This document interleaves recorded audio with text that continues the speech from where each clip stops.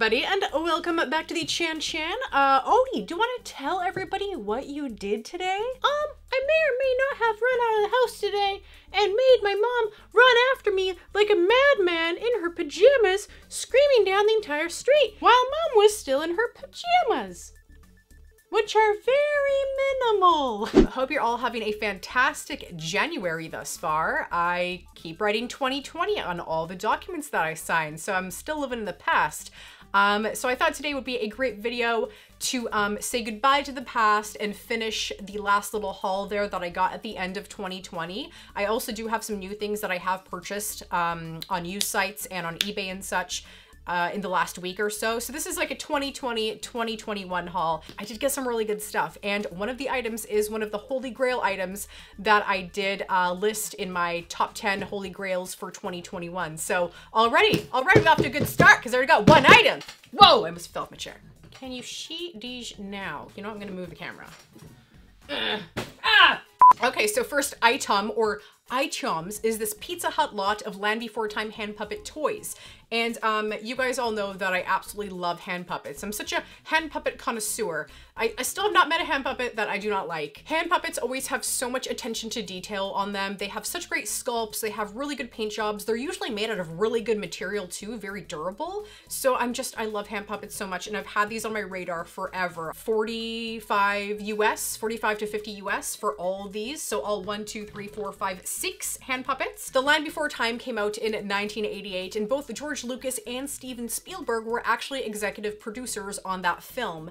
And it was the first dinosaur movie I ever saw when I was little, and it really, you know, sparked my interest in things like Jurassic Park going forward. So I fell in love with dinosaurs, getting teary-eyed already because it's such a good movie, and if you haven't seen it, I highly recommend you do. It's a great movie for kids, you know, especially if you want to introduce them to the concept of death, because it really does kind of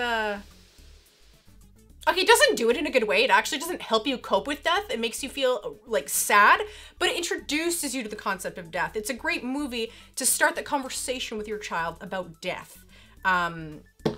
This is getting kind of morbid, but whatever, the puppets, we're here for the puppets. So when The Land Before Time hit theaters in 1988, there was a Pizza Hut promotion where you could get these 4 puppets. You could get Sarah, Ducky, Spike, and you could get Littlefoot. And then later, I think in 1989-ish, the movie was released on video, and Pizza Hut once again re-released these figures as well, but also made available Petrie and Sharptooth. And these are all made of kind of like a soft rubber, you know, it's not hard by any means. You're not gonna cut yourself on anything. And if you have little hands like me, your hands can kind of fit in here and you can be like, yay, yay, puppets, puppets. The only kind of qualm I have with this little set here is that Petrie is like this weird blue-pink color. He was, you know, reddish brown in the movie, and he was not blue. So I just wish he was a little more realistic paint job in the movie, but everyone else looks fantastic. And yes, I need to clean all these because they're very dirty, but I just haven't had the time. I'm just gonna drop you guys nicely on the floor. Or rubber, they're not gonna break. And next up for $5, $5, yeah, I know. You can't believe it either. You're like, oh, $5. Yeah, I got this for the thrift store for $5. It's pretty crazy considering these guys, like, you know, are pretty popular right now. I do have one of these that I actually got from an awesome subscriber from a PO box opening, but I got this guy as an extra because I wanted to paint this guy as like Darth Maul. I saw a little video on Instagram of someone that painted Baby Yoda and also put spikes on it. So like the head spikes that Darth Maul has. So I wanted to turn this Baby Yoda into Baby Darth Maul. What is this? A flying motor car! This is a really cool item I picked up here for $20 Canadian in my city. All these values are in Canadian if you're new here, because we all know the shtick here that I'm from Canada, from a little island up north. But I did grab this locally for $20 on a used site. So this is the car from Chitty Chitty Bang Bang. Its name is Chitty, as all the kids call it. And Chitty Chitty Bang Bang was a 1968 like fantasy musical, and it's such a good movie. I grew up with it. One of my earliest memories was watching, you know, that movie. It is supposed to have, you know, some figures in it. It's supposed to have the man, the woman, and the kids in the back. And it is kind of missing, you know, some jewels here and there or little pieces. It's missing a little top frill portion for like the flying apparatus as well as a little back one. But you know, this is a really cool car. On the bottom it says Corgi Toys Chitty Chitty Bang Bang, made in Great Britain. And the cool thing about this, you know, if it's not cool enough already, with that really cool shiny hood, and it's got little jewels for the headlights, the wings to the side actually close completely. And then you move this little tiny knob here, this little kind of arm, and you move it back and forth, and you kind of jimmy rig those wings open again. It's probably not gonna, oh, it opened for me. There. The first time I did it, it like wouldn't work, and I was like, damn it, I broke it, but it's working now. Man, I got such good stuff. Next up, I got a few audio cassettes here, two different kinds. One is actually the Coming Out of Their Shells Ninja Turtles tour cassette. So it is all these songs from the Coming Out of Their Shells tour that happened, I think it was in 1990, if I'm not mistaken. Leonardo on bass guitar, Michelangelo on lead guitar, Raphael on saxophone, and Donatello on keyboards. And inside you have the lyrics to all your favorite songs from the Coming Out of Their Shells tour, like Walk Straight, No Treaties, Cowabunga, April's Ballad, Count on Us, Coming Out of Their Shells, Sing About It, Tubin, Skipping Stones, Pizza Power, and yeah, that's it. If you've noticed by my content recently, I am very much into, you know, those 80s and 90s live action shows that were based on 80s and 90s cartoons and such.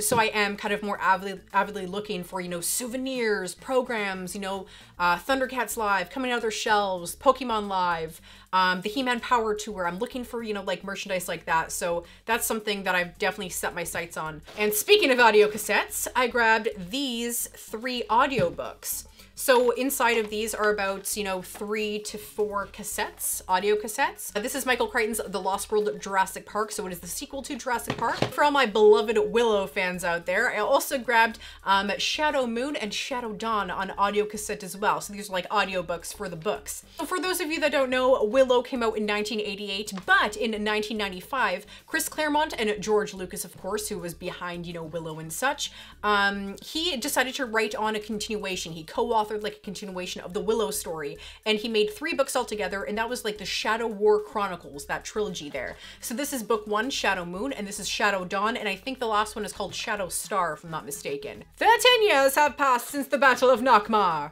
where a wayward band of heroes brought together by circumstance broke the hold of evil on the land, but the triumph was short-lived. Within a year, the land was plunged into an unrelenting storm of war and chaos, lashed by ancient rivalries and unforgiving hatreds in the realms of both flesh and spirit. The last time that I went to my brother's house, which was ages ago, just had to drop something off for him, but he did have a box by the door, and I quickly stole some things from it, so I think he was getting rid of all those things.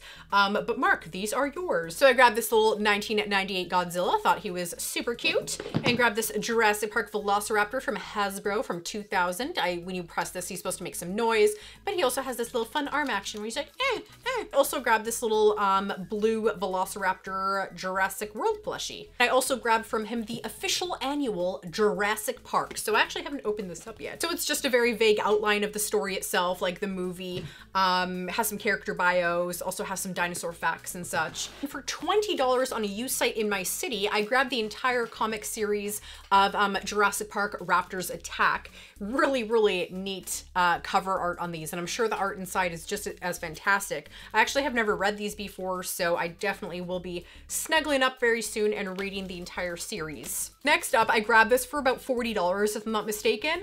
I got this from my collector friend Tony, and this is the infamous E.T. finger light. It totally looks like a ding dong. Okay, you can't deny that. It's like wrinkly, it's kind of got like a little tip going on there. You know, there's all sorts of things going on with this little finger light. And I had to have it for my collection. It is just so funny. How could I not have it? And this guy was made by Knickerbocker. Knickerbocker, I'm watching you. I'm watching you, Knickerbocker. I am gonna get all your Lord of the Rings toys this year. Mark my words, I will find them all. Probably not, but I'll try. Okay, let me read you the instructions on the back. You tell me if this doesn't sound weird. Slip each finger over your index finger. Tip of finger should touch the base of the battery. If too long, cut off open end of each finger with safety scissors. To operate, press end of finger against solid object. Finger will glow. To ensure more enjoyment, do not leave light on for long periods of time. Light is designed for intermittent use. And next up are these battle trolls. I got this whole little set for $20, which was a great deal. And they're actually called the original battle trolls. They're not just called battle trolls, the original battle trolls. So these guys were made by Hasbro in like 1992 to 1993, and they were made in an attempt to market, you know, the popular concept of troll dolls to young boys in the early 90s. And these trolls have the slogan, big-haired dudes with bad attitudes. And all these guys have their own little personalities, their own little shticks, you know.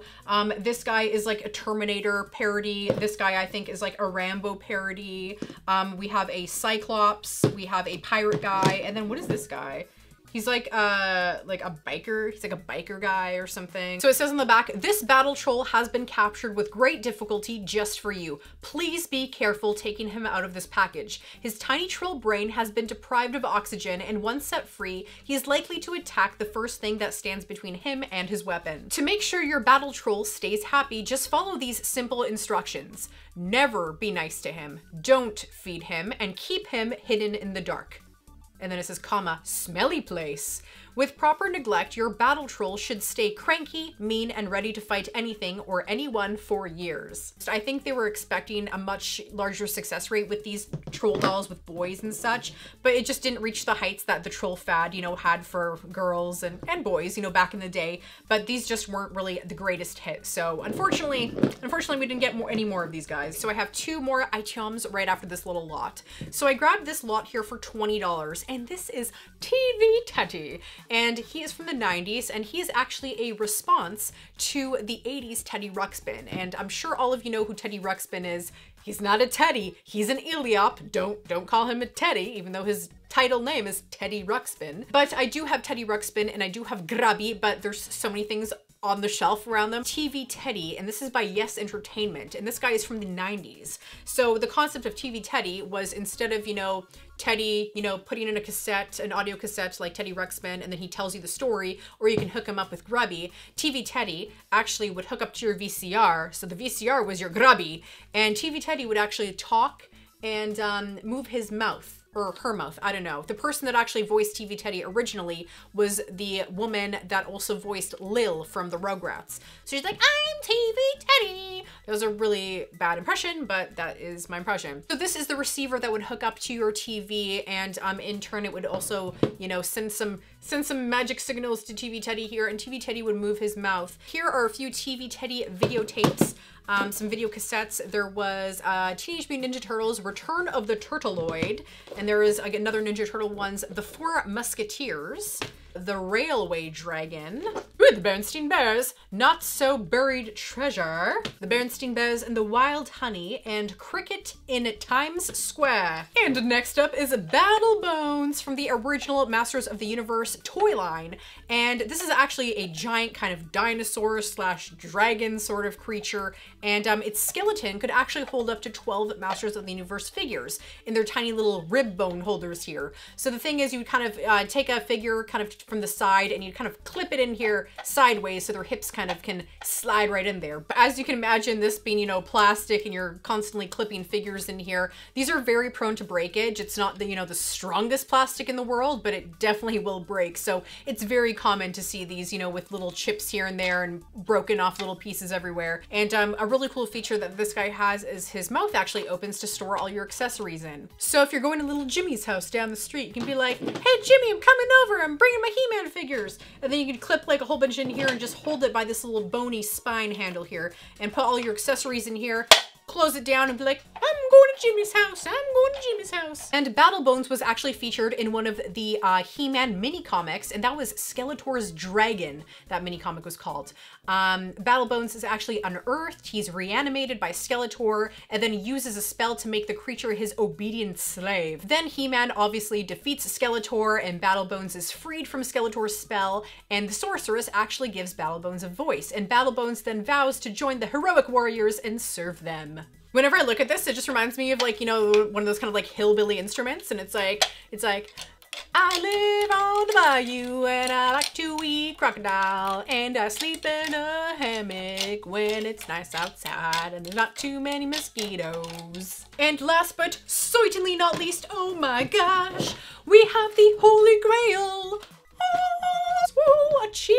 unlocked. So this here is the Dinoriders Brontosaurus, and this guy is super impressive. Look how long he is. This little, look at the little tail, little flippy dippy right here. Look at that. I love how it's not just like a tail that goes all the way out straight. I love how there's that little flippy dippy little curl right there. I love that. So Dinoriders was originally a cartoon used to kind of promote, you know, this toy line of Dinoriders, and that dropped in 1988, and with that was only 14 episodes, so it only aired for one season, sadly. And there were a total of 4 series of toys. There was series 1, 2, 3, and then there was Ice Age. And this is actually the most notable toy from series 2. It is Brontosaurus. So this guy is close to about 35 inches. He is ginormous. And a cool thing is that his head kind of is on this tiny little hinge here, and it's very loose. So when you do put his neck down, his head will actually kind of like move with that movement. So it will always kind of stay level. Really, really nice paint job on here. Really nice sculpting detail. Very, very impressive. Very impressive specimen indeed. And I like all the little dimpling and texturing on here. It's definitely very detailed. They do have, you know, a battery compartment here. They're on wheels and they do, you know, move. That's kind of like their shtick, their feature, but this guy doesn't. And I think it was, you know, to kind of keep the cost down. So to keep the cost down of this guy, they removed that motorized feature, took out the wheels, also had it less accessories, less figures, and kind of made the firing and weapon mechanisms kind of a different setup or something to kind of keep the cost down. They did actually catch the attention of the Smithsonian Institute, and the Smithsonian approached Tycho and said, hey, we really like your dinosaur models. We're big fans of them. Can we maybe sell them in our gift shops and, you know, sell them through the Smithsonian? But we will take out the wheels. We will take out the motorized, you know, mechanisms in there, and we'll sell them like that. And Tycho agreed to that. So this is actually a Smithsonian model. It is the Tycho Diplodocus. And if you notice on the bottom, there's no wheels. There's no motor compartment here or battery compartment. It's all just, you know, smooth down there. So I ended up getting this guy on auction, and I got him for $89 US. These guys average like rain or shine with no accessories or anything, like over $200 for sure, like $230, $289, sometimes even $300 with no accessories or anything in good condition. So I was just so lucky. I saw an auction on eBay and I was like, oh, I hope no one else bids on this. So I was the only bidder on that auction. So it really does pay off, you know, kind of set an alert for eBay and maybe something will pop up, maybe no one else will see it, and you can snag yourself a really good deal. Okay, so that is the end of my haul here from 2020 and my first little haul here of 2021. These guys are not included. You are not part of the haul. You were just here for example and demonstration. So in the comments down below, I'd love to know what your favorite item is that I got. You know, is it Dinoriders Brontosaurus? Is the ET finger light, the coming out of their shells tour cassette? Is it Is it Chitty Chitty Bang Bang? Really nice little spread here to start off the year of 2021. Starting it off right. So please remember to like, comment, and subscribe. I come with new videos every week. Come check me out on social media and help support the channel on Patreon. So thank you all so much for watching and stay legendary.